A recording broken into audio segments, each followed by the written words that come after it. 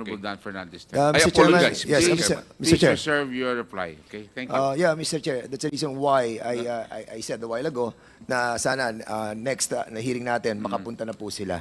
At I hope that they will consider that these hearings that we are conducting are so important regarding the franchise of NGCP. And in the last hearing as well, Mr. Chairman, we have a list of documents that we subpoenaed. At isa doon, Mr. Chairman, na hiniling po natin ay yung pong shareholders agreement of National Grid Corporation and yung pong State Grid of China. Ito bang State Grid of China, siya rin ba, Mr. Anthony Almeida, ang State Grid International Development Limited? Are they the same and one? No, it's a holding company. So iba po, holding company yung yung State Grid International Development Limited? O Yes, siya ang Mr. State Chair. Grid of China? No, the other one is a holding company. State Grid of China is the mother company. Okay. So, Yes. can you kindly submit to this committee yung shareholders agreement of the NGCP and the China Grid, yung State Grid of China? Okay, shareholders agreement. We need to find out because sinasabi mo kanina walang control ang Chinese Yes, sa Mr. operation and maintenance of the Yes. of Yes, the Mr. operation. So, we will find out with Yes, the Mr. shareholders Chair. agreement. Submit it to us. And Mr. please, i-remind po namin ang NGCP na sana po hindi po sa araw ng hearing kayo nagsasubmit ng mga dokumento. Bigyan nyo naman po kami ng oras para basahin ng mga dokumento na dinadala nyo po sa amin. Yes, Give Mr. us Chair.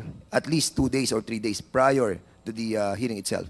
Apo, Mr. Thank Chair. you. And secondly, Mr. Chairman, all requests for authority to purchase land executed by the NGCP or any of its officials. Third, yung pong mga memoranda executed by the NGCP or any of its officials in relation to construction projects by the NGCP. Ikaapat po, any and all documents submitted by the NGCP during the bidding for the privatization of Transco. And number 5, any and all documents submitted by the NARI group in relation to the bid proposals submitted to NGCP. Share purchase agreement among Henry C., Robert Kyoto, and Synergy Grid and Development Incorporated. Submit it to us as well. Number 7, proof of approval by the Philippine Stock Exchange and Philippine Competition Commission of the share purchase agreement or the share swap transaction among Henry C., Robert Kyoto, and Synergy Grid. Number Point of 8. order, Mr. Chair. This is a administrative matter, Mr. Chairman. No, but I would like to make a point of order, Mr. Chair, because I am guided by the subject matter of the inquiry. This is a motu proprio inquiry on the performance of the National Grid Corporation of the Philippines. So we are supposed to be assessing the performance of NGCP and in relation to the very objective of lowering the price of electricity. I do not find the connection why the Honorable Fernandez is asking several documents to be submitted before this committee. Can you I please- think Mr. Chairman, because with all these documents that we are asking from the NGCP, we will be able to assess their performance. Because Mr. these Chair, are all the pertinent one that documents will coming from assess the NGCP. performance And we of haven't received NGCP, any Mr. documents Chair. yet coming from NGCP just now. Ngayon lang tayo naka-receive ng documents sa kanila eh. Ano, pipigilan niyo ako na kunin to. Ang tagal-tagal ko na kinukuha to, 2019 pa. Mr. Chairman, if I may proceed. Minutes of meeting for the election of corporate officers of NGCP. NGCP corporate policies on the functions and qualifications of officers and audit committee, compensation committee, and nomination and election committee. Number 10, authorization from the Department of Justice for the employment of technical personnel, list of names of nationality and all of managerial employees of NGCP, including the respective job descriptions and years of employment. Number 12, complete organizational chart of NGCP. Number 13, tripartite agreement of Transco, NGCP, DICT in relation to the National Broadband Plan. Broadband Plan. And lease agreement between NGCP and DICT in relation to the National Fiber Backbone. Now, Mr. Chairman, I will proceed.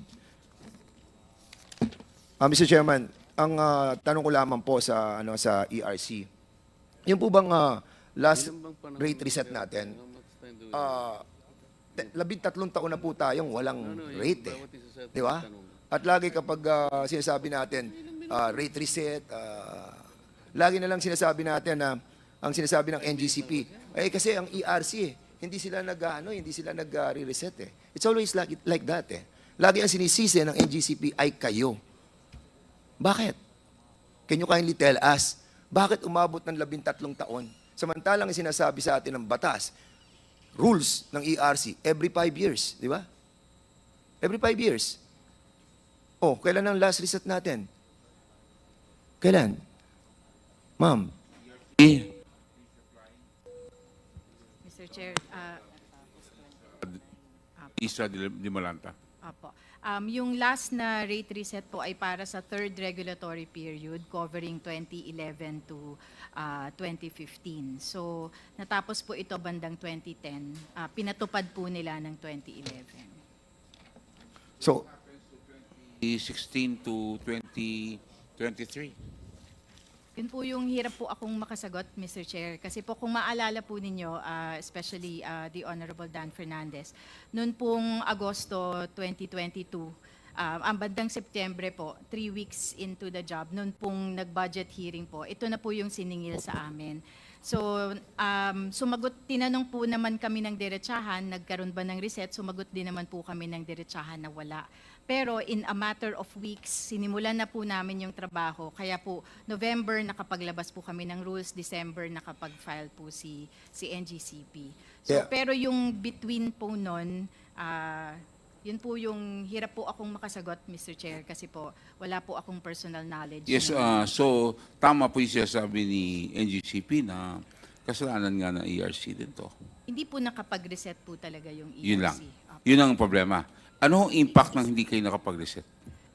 Wala pong naging review nung rates ni NGCP at wala din po silang opportunity na makapag-file para sa bagong rate. So ang nangyari po, tinuloy-tuloy lang yung dating rates na Okay. na naaprubahan ng ERC. The Honorable Dan at Fernandez. wala pong na-assess, wala pong na-depreciate ng mga value ng kanilang mga assets. Mr. Chairman, 13 taon at hindi ako naniniwala na ito'y kagagawan lamang ng ERC, but nevertheless, darating po tayo doon. Ngayon po, anong status ng ating pong reset? Para sa kababayan natin na nanonood at sa mga kasamahan po natin, itong pinag-uusapan po natin, ito po yung taripa. At ang pinag-uusapan po dito, okay, sinasabi yan ng NGCP at ibang members ng ating pong mga kasamahan dito that napakaliit lang ng porsyento ng transmission rate sa kabuuan na binabayad ng ating taong bayan. Pero tayo po dito ay niloloko. Ang ating pong transmission rate, tama, maliit lang, 1 peso and 19 cents per kilowatt hour. Yun po ang general na sinisingil. Pero Mr. Chairman, 13 or 10 cents lang ang difference. Malaking bagay po yan sa ating pong mga kababayan. Most especially na hindi tayo nag-compute, marami na po tayong overcollection. And this must be refunded to our Filipino people.